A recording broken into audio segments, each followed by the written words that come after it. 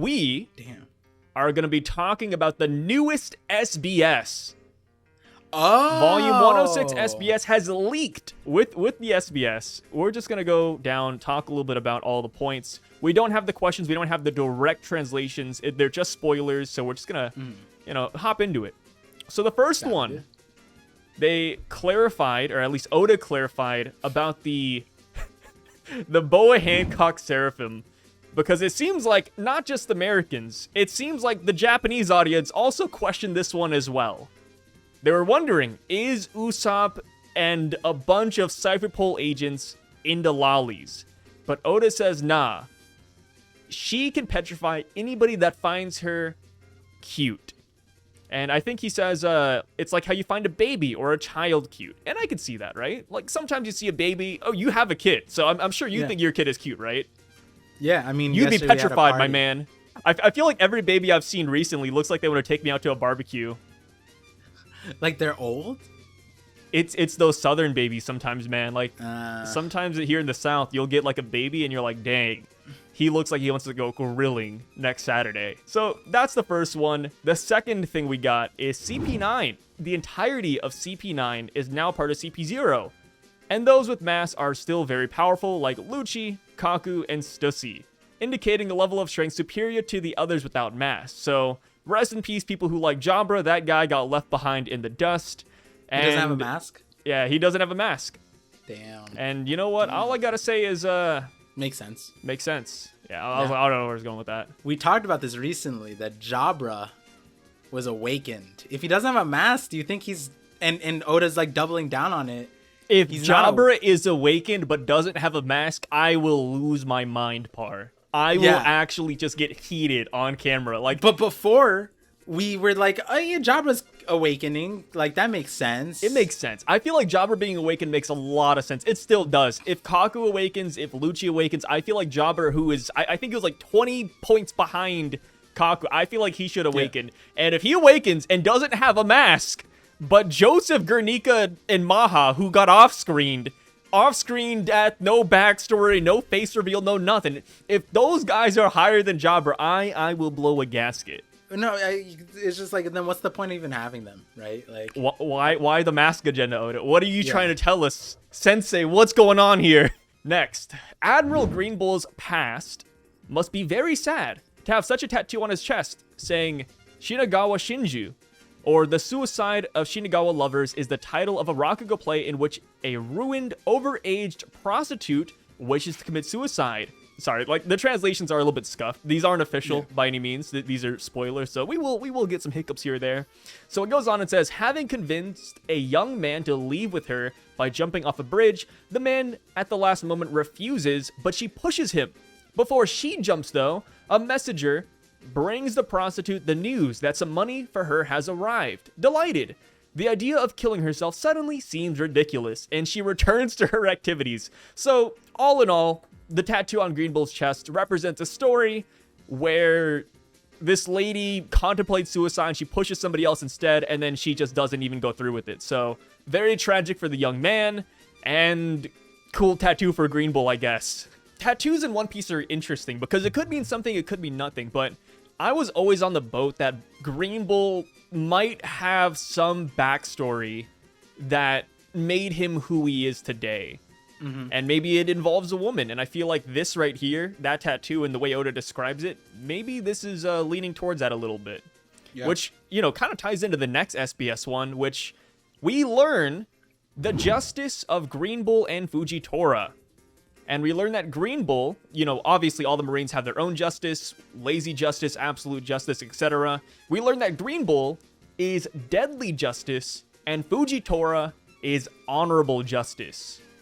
Which I like it. Honorable samurai and the deadly Green Bull, I guess. Honorable justice is kind of like... I feel like honorable justice is like...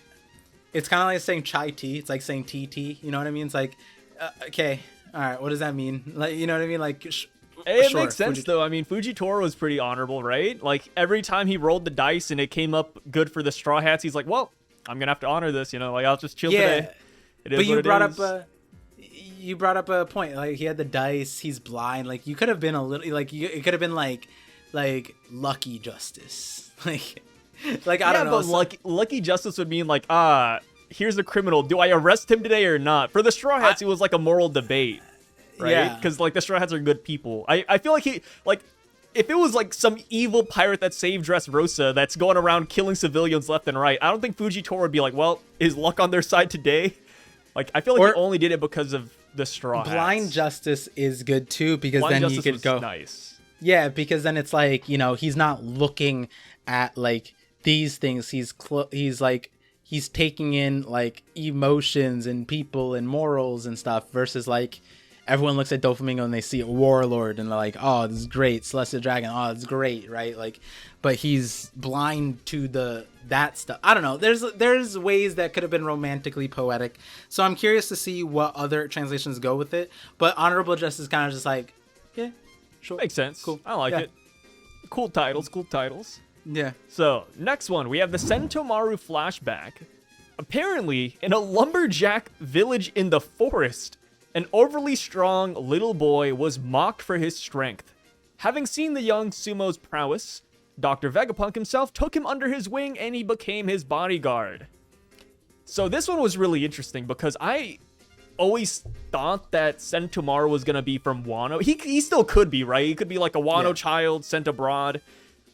But getting the context of like a little farm village raising Centomaru, I'm like, okay, is there something there? Is this all the backstory we're going to have for Centomaru? I'm really curious now. And I really wonder what's going to happen because recently we learned Law and Kid's backstory, or at least the formations of their crew in an SBS. And then we later come to find out they both get destroyed. Is Oda building up a Centomaru L in Egghead? Could that be what this is hinting at? I don't know. Could be reading too deep into that. But what do you think about this? What do you think about this little flashback SBS we got? As far as like what this means for him, I still think it could mean a Wano kid. Outside of it, maybe he was reading a sumo book. That's why he wanted to become a sumo wrestler. Like it could be something like he was inspired by that. Yeah. It is interesting given the wording of this. It says Professor Vegapunk himself took him under his wing to become his bodyguard. And I'm kind of like reading that and then hearing what he said to Centomaru is just like, he's like, hey, you owe me for being that poor little like freeloader that I saved. You know what I mean? I'm like, this is different. He was this overly strong little boy who was mocked for his strength. It seems like he would have been fine, like by himself. It was just he was just being made fun of. Yeah, he was being bullied, and I mean, he was in a lumberjack rundown village, so maybe he wasn't living the best of lives either, right?